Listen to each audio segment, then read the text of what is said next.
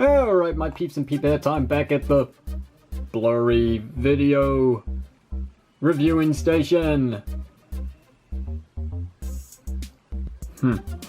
So, I'm back with another Transformers video review, because if you haven't guessed in the last couple of videos that were not toy related, well, okay, they were toy related, but they weren't a toy review. I sort of mentioned that I was going back to Transformers anyway, so piss off, you wankers, if you're not interested. So let's get to it. Here is the next Voyager action figure to come out of the new wave, well, supposedly new wave of the Transformers The Last Night Premiere Edition, and this is Autobot Scorn, or just Scorn. That's it on the packaging, but sometimes, in order to prevent copyright issues, they would put Autobot or Decepticon before putting the actual name of the character. This does not relate to anything, apparently. So, with that said, let's take a look at his packaging. Look at that artwork. Look at that. That's sick. I love it. So cool. So nice. Very, very awesome. Indeed. Yes. Nice Autobot symbol right there. Scorn's name, Transformers The Last Night, ages 8 and up, Hasbro Transformers, going all the way to the top right corner. Here's Premiere Edition's logo, very nice. On to the side here, here's a little brief summary of Scorn. And that is it. 2 words. Not much else to say about that. On to the back of the packaging. Here we got Scorn. Scorn in robot mode. Scorn in dinosaur mode. Spinosaurus, I believe. 23 steps of transformation. Isn't that about the same amount on the previous Voyager figure that I reviewed? Yeah, that one was just a little more challenging. Decepticon Nitro, the previously reviewed action figure. Why didn't I just mention that? I could have just looked over here and said, oh yeah, it was Nitro. Nitro Zeus, not Decepticon Nitro. Just saying. And that's it for the packaging. Alright, so 2 minutes into this silly little video review, here is the action figure. Let the camera focus in on him for just a moment in his glorious robot mode. You're really having a hard time focusing, aren't you? Let's take a look at the instructions that this figure comes with. Better yet, let's not. They are pointless. Absolute garbage, just like Nitro's, unfortunately. So let's take a look at the robot mode, because this is all that we have here to show off. This figure comes with no accessories. Why would he? Why would he have a blaster or a sword, even though he is a knight? The design is so knightish. But there seems to be one little complication with him. Focus! Seems to be one little inconvenience with this one. I really don't like that helmet. I don't like how it extends so far out like he's got a beak. I mean, it is knight related, but it's a weird looking helmet. Nonetheless, though, I do like the visor, all blue. Ugh! Come on now. Focus. There. What are you focusing on back there? There's nothing there. It's just a plain white screen.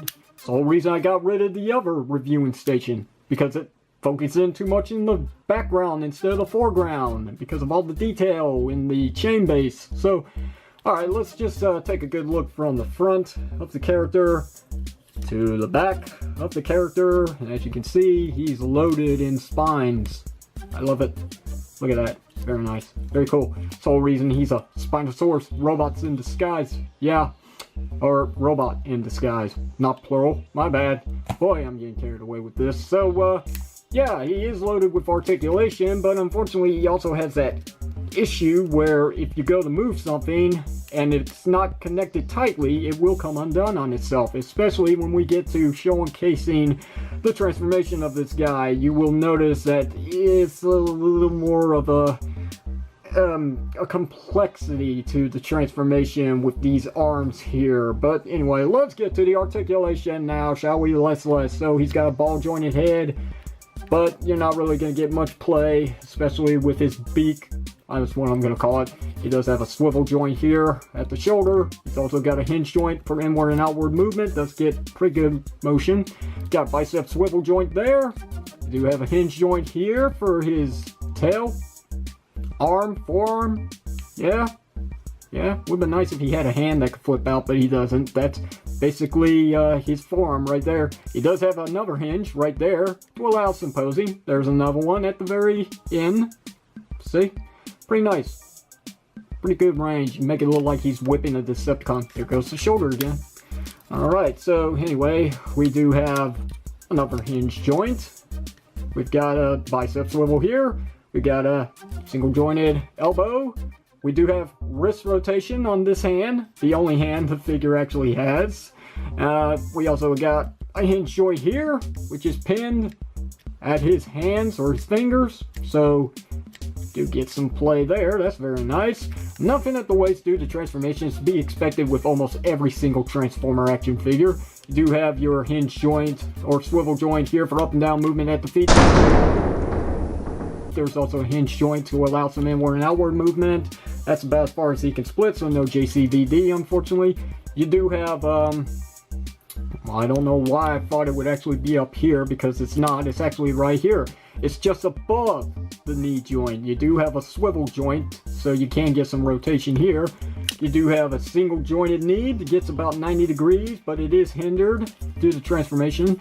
And their last portion of articulation comes at the feet. There's a hinge joint for up and down movement there, and also an ankle rocker pivot. So not much, but it's still pretty good degrees of play there, so I'm not complaining. And it's also got a little bit of some nice clicking there.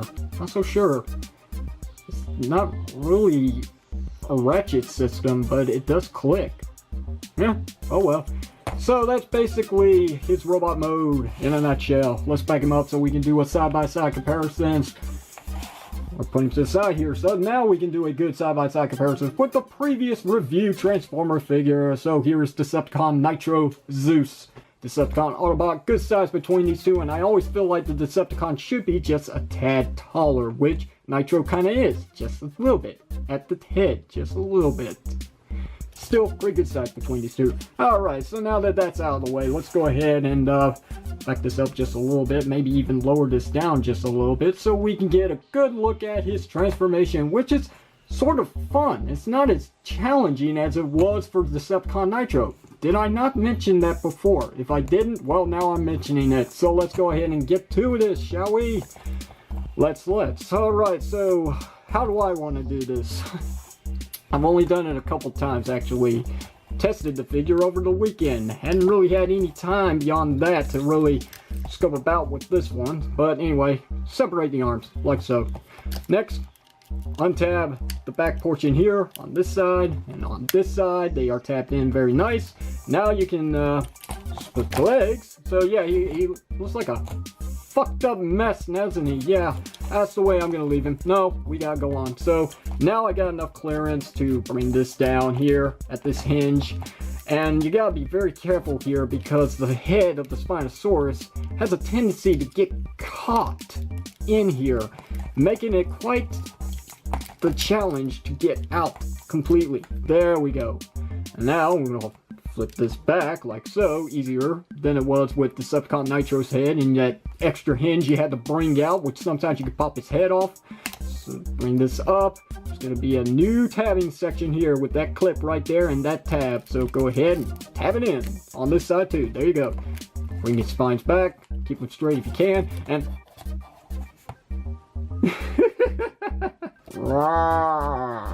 okay, enough diddly daddly, whatever that means. I don't know, I just came up with it. So this transformation is all out of whack, so I don't care. Let's just go ahead and proceed with the way I do it. So flip down these kneecaps here, and you're gonna swivel all this in and make some clearance with the feet. And when you got that said and done, bring that back out, line that up. Should line up pretty good, flush, and there's one of the feet. Do the same thing on this side. Make sure you got enough room. Bring that up. Bring back down the heel spur. And there you go. There's the feet. Alright. Whoa. Ooh, boy. Okay. So, as I go about messing with this figure some more, get enough clearance so you can bring back his head if it's in the way, because it will cause a hindrance. Bring that this way, swivel it this way basically, so you got the tail, which was the left arm, this way facing the back, and his right arm facing the front way. So now that that's all situated, go ahead and bring this up. But before you do that, there's actually this slot right here. And this is the complication I've got with this figure, is because sometimes when you go to swivel this, it actually gets out of whack. You gotta line it up with this tab right here, so make sure you got a good eye of where this is supposed to be, because there is stuff that gets in the way, and it's very tricky to actually see what you're doing once you've got it so far tabbed in. So it's not gonna sit flush, unfortunately, but if you got it right, then it should be fine. Rotate the tail section this way, like so, and then rotate this. Well, this is actually on a very tight hinge, so sorry, swivel. Yeah, I am getting so confused now. This is the reason why I really don't do transformations on screen. But anyway, let's go on. So we got this tab right here. Same thing on this side over here. It's going to go into this hole right here. And yeah, well, actually the tab's on this side. Wow, didn't notice that. So it is opposite. Okay, so anyway, what you want to do is just tab it in. On this side here, tab it in. Tab. There we go. So now we're getting somewhere. Bring down the legs. Yep. Now you want to take these skirt pieces. It actually looks like the mouth for good jaw placement of its dino mode. You want to flip these up just to make them look a little more convincing, even though it's not really convincing, but you get the idea. So there we go. Now that we got that hidden, last thing to really do is work this area. Swivel here at the bicep. Don't tab anything in, because once again you got that complicated swivel joint there that you're supposed to line up with this tab here, and you are quite the mess. So once you get it lined up just right, try and tab it in if you can, and there we go. That's actually a very nice click. I actually heard that pretty good. Make sure that his hand is completely rotated on this side. Make sure his fingers are all the way stretched out. Then there's going to be this tab right here, and I'm pointing at. It's going to go into that hole right there, if lined up correctly. If not, wiggle it some. So there we got that. Bring down the hands. Open the jaw if you want. Bend his legs. Bend them to make it look more like a dinosaur squatting. And there you go. There he is. There's Scorn in his Spinosaurus mode. Not too bad. I actually like the color that this guy has to offer. Red and silver. Great. Real great. He does have blue eyes. They are hidden underneath this section here, but they're there. Would be nice if these weren't actually here so you could see them, but trust me, they are there. This is actually untabbed, and it doesn't hold in there too securely anyway, so whatever. What's done is done. It can't be undone. But yeah, he's fully detailed. I like the way that this figure looks as a whole. I like the mechanical tongue that's sculpted in there. His teeth are so sinister looking. Very creepy. I love it. I love the articulation on this head joint. He does have some up and down movement here as well. He does get a swivel joint as well, so you can turn his head. You can get him in a lot of natural poses for a Spinosaurus. Pretty cool. I dig this. Very nice. Hello, I'm talking to you. Yep, that's right. I've got rotation at the tail as well, and of course you got your two hinges here to allow some really good posing. Third hinge right there, so you can curl it up like a scorpion tail or something. So yeah, pretty nice. You also have some movement here with the spines if you want. His arms are on a ball joint, so you do get a good range of play, but there's nothing at the elbows and nothing at the claws, unfortunately. Legs, they do split out like so. You do get some up and down movement, so if you want to make him look like he's doing a running pose, there you go. I mean, there's that. He does also have the swivel joint there at the knee section still, so that works for the dinosaur mode as well. And then there's a hinge joint at the knee as well. So yeah, he's loaded with articulation. Let me just retab that in just so it looks a little more convincing and rather unnatural looking and awkward, might I add.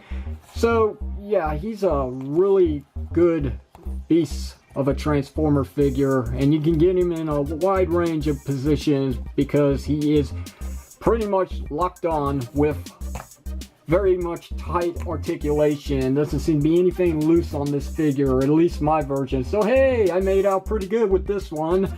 So okay, let's back him up just a little bit. So well, not that far back, but just enough where we can do a side-by-side comparisons. And with the magic of video editing, here he is in the side-by-side comparisons with Decepticon Nitro in his jet mode, which took maybe no more than 3 minutes to transform, so I'm actually getting better. So here's a good angled look at each other, and the side, and the rear, and from the top, kinda. So yeah, jet mode's still longer, but as it is, this big boy is actually bigger. So yeah, I like him. Nonetheless, he is the coolest Voyager to come out of this line so far. I mean, this has got a little bit of some complication going on here with the engineering from being a Dinobot to a robot and back and forth. So pretty cool. I really dig this one. He is so vicious looking. He's like something you definitely do not want to come across or even dare try to challenge. So yeah, if I were you, I'd avoid him at all costs. And I'm not talking about when it comes to finding this figure and whether or not to pick him up. I just mean if you actually came across something like this in real life, avoid at all costs. So yeah, I really like this one. Unfortunately though, his spines are actually warped here, so I'm actually gonna have to take a heat gun and soften them up just to get them back in place. But hey, that's just straight out packaging. But nonetheless, definitely an awesome figure you want to add to your Dinobot / Autobot collection of Bayverse Transformer figures. So, questions or comments, you know what to do. Hit it down below in the comment section of this video. If you liked today's video review, hit that thumbs up button. If you didn't like it, well, sucks to be you anyway. Or sucks to be me. I think that one actually makes a little more sense, don't you think? And if you haven't already, don't forget to hit that subscribe button to see other video reviews similar to the one you're seeing here today, with more twists and turns and more confusement to follow very shortly. Until then, this is your King Redis Power signing off, saying thank you very much for watching this, whether you liked it or not, and I will see you whenever you see me.